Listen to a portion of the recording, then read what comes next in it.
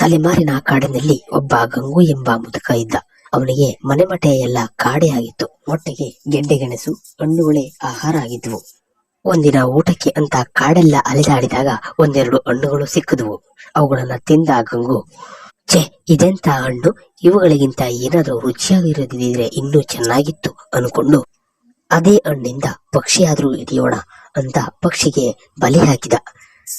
ಹಸಿವು ಹೆಚ್ಚಾಯ್ತಾ ಹೋಯ್ತು. ಕೊನೆಗೆ ಬಲೆಗೆ ಒಂದೆರಡು ಗುಬ್ಬಚ್ಚಿಗಳು ಕೂಡ ಬಿದ್ವು. ಗಂಗು ಆ ಅಕ್ಕಿಗಳನ್ನ ಮುಟ್ಟುತ್ತಾ ಆ ಅಕ್ಕಿಗಳು ಜೋರಾಗಿ ಕಿರ್ಚುತ್ತಾ ಶುರು ಮಾಡಿದ್ವು. ಅವುಗಳ ಕೂಗಿಂದ ಇನ್ನೂ ಹಲವಾರು ಅಕ್ಕಿಗಳು ಹಾರಿ ಬಂದವು. ಕೈಲಿದ್ದ ಆ ಅಕ್ಕಿಗಳ ನಡುಕ ನೋಡಿ ಪಾಪ ಗಂಗು ಕೈ ಬಿಟ್ಟುಬಿಟ್ಟ. ಹಾರಿ ಹೋದ ಗುಬ್ಬಚ್ಚಿಗಳು ಮತ್ತೆ ಕಾಣದಂತಾದವು. ಒಂದಿನ ಗಂಗು ನಿದ್ರೆಯಲ್ಲಿ ಮಲಗಿದ್ದಾಗ ಮರುದಿನ ಬೆಳಿಗ್ಗೆ ಏಳಲೇ ಇಲ್ಲ. ಆ ಕಾಡಿನಲ್ಲಿ ಗಂಗುವಿಗೆ ಹಿಂದೆ ಯಾರು ಮುಂದೆ ಯಾರು. ವಿಷಯ ತಿಳಿದ ಪಕ್ಷಿಗಳು ಗಂಗುವಿನ ಬಳಿ ಓಡಿ ಬಂದವು. ಸುತ್ತಲೂ ಹಾರಿ ಕುಳಿತು ಅವುಗಳೇ ಕೂಗಲು ಶುರು ಮಾಡಿದವು. ಅಂದು ಬಿಟ್ಟ ಆ ಅಕ್ಕಿಗಳೇ ಗಂಗುವಿಗೆ ಇಂದು ಆತ್ಮಕ್ಕೆ ಶಾಂತಿ ಕೋರಿದವು.